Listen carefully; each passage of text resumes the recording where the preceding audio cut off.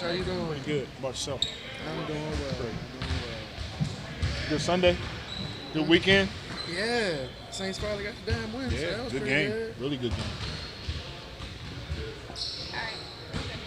Got a little more than a week before you do this for real. How are you just feeling about your team's preparedness for that?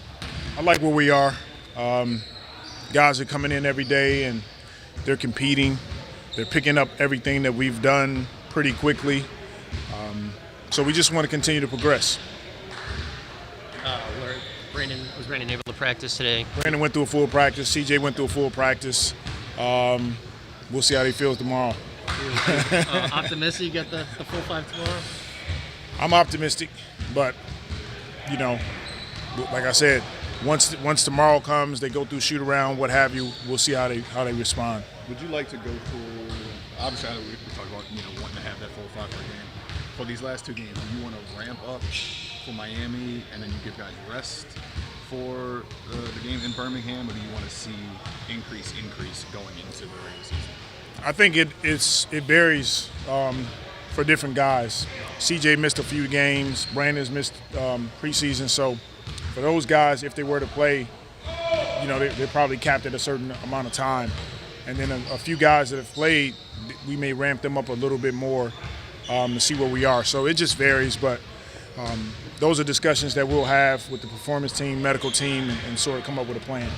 You saw last year on defense, when JV's in the game and then when Larry's in the game, you're kind of playing different styles. How important is that to be able to play different looks and do different things defensively?